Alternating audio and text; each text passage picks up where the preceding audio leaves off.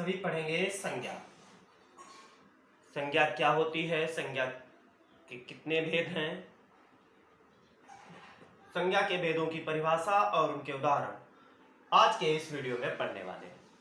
सबसे पहले बात करते हैं हम शब्द और पद। शब्द और पद में क्या अंतर है? तो जब कोई भी शब्द स्वतंत्र रूप से प्रयोग होता है तो वह शब्द कहलाता है। जैसे हमने लिखा रमेश, यह क्या हो गया? यह शब्द है, परंतु जब इसको हम वाक्य में प्रयोग कर देंगे तो वह पद बन जाएगा। जैसे अगर हम इसको लिख दें रमेश विद्यालय जाता है, विद्यालय जाता है, तो यह सब क्या हो गए? ये हो गए पद। अब पद के भेद हम आपको बताते हैं। तो पद के भेद 5 होते हैं: संज्ञा, सर्वनाम, विशेषण,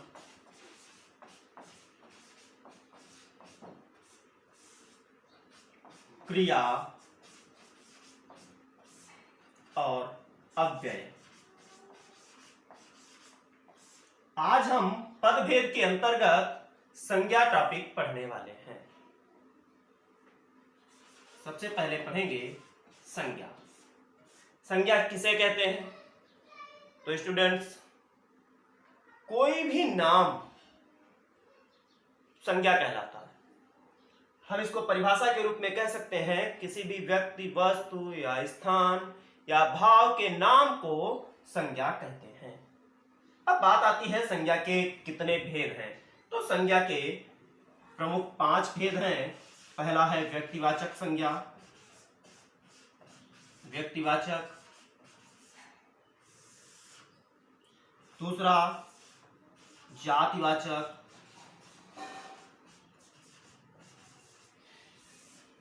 तीसरा भाववाचक,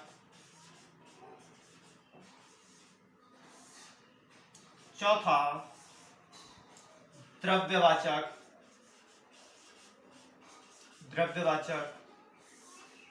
और 5वां समूहवाचक।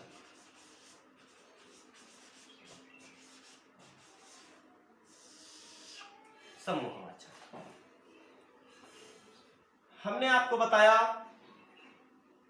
कोई भी नाम आप ले लीजिए, चाहे वो किसी व्यक्ति का नाम हो, चाहे वो राम हो सकता है, सीता हो सकता है, मोहन हो सकता है। किसी स्थान का नाम हो सकता है, वो सीतापुर हो सकता है, लखीमपुर हो सकता है, दिल्ली, लखनऊ, या कोई भी नाम। आप गंगा नदी है, गंगा कह सकते हैं, वो भी संज्ञा के अंतर्गत आएगा। सबसे पहले हम बात करेंगे व्यक्तिवाचक संज्ञा की। व्यक्तिवाचक संज्ञा के अंतर्गत जिसको हम प्रॉपर नाउन बोलते हैं, प्रॉपर नाउन,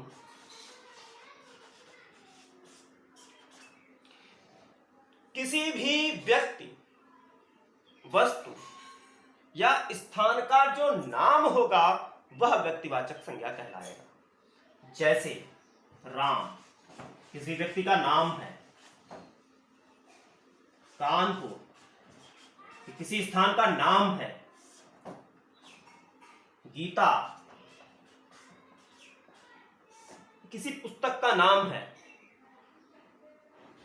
तो किसी का भी व्यक्तिगत नाम व्यक्तिवाचक संज्ञा के अंतर्गत आता है।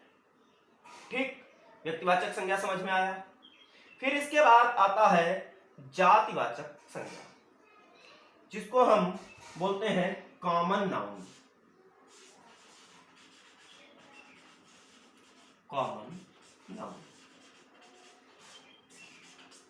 इस जातिवाचक संज्ञा के अंतर्गत एक प्रकार के लोगों की या एक प्रकार के संज्ञा शब्दों की जाति का बोध कराने वाले एक ही प्रकार की संज्ञा शब्दों की जाति का बोध कराने वाले जो शब्द हैं वो जातिवाचक संज्ञा के अंतर्गत आएंगे। जैसे उदाहरण के लिए हमने कहा किताब,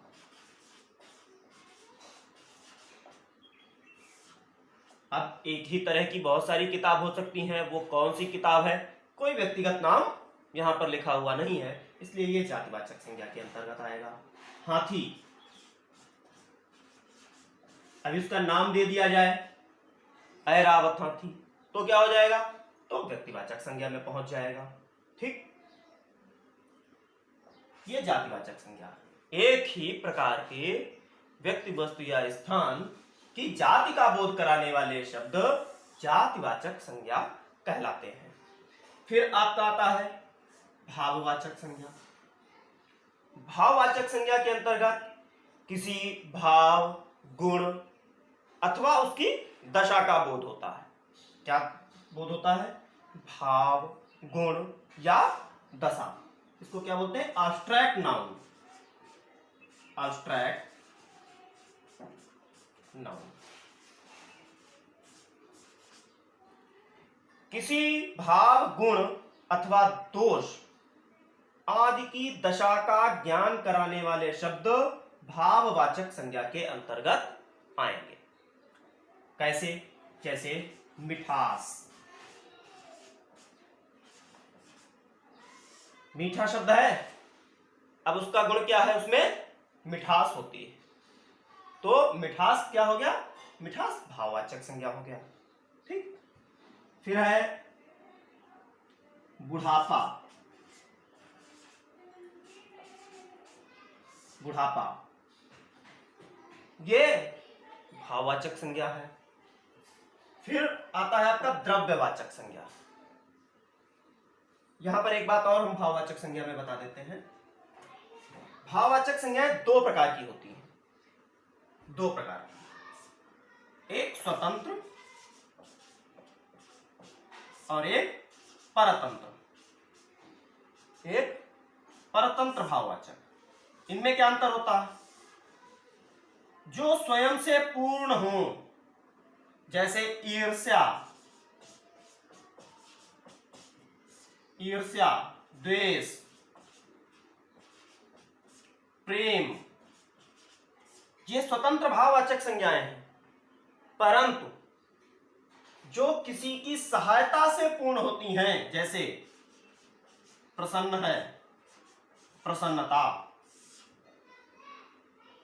ये क्या है, ता प्रत्यय लगा है। ठीक, इसलिए यह क्या है, ये परतंत्र भाववाचक संज्ञा के अंतर्गत आएगी।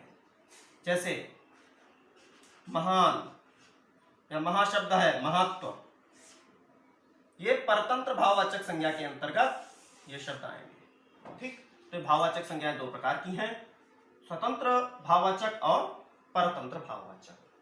फिर आपका आता है द्रव्यवाचक संज्ञा, यानी material noun. Material noun,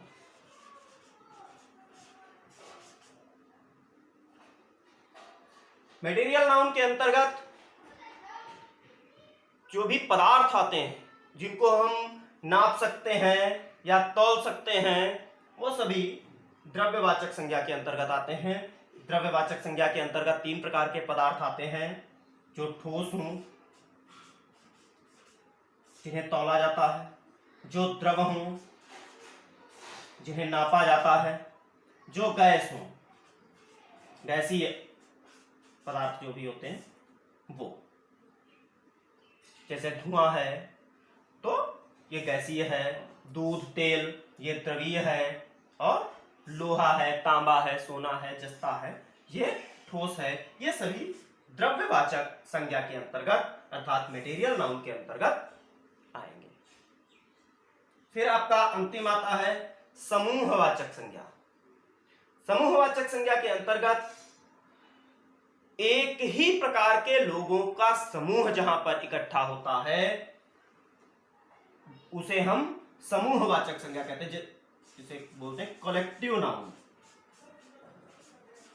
collective noun, एक प्रकार के लोग, जहां पे कोई एक व्यक्ति विशेष का वाचक नहीं होता है बल्कि पूरा समूह, पूरा समुदाय इकट्ठा होता है, जैसे वो टीम, कक्षा,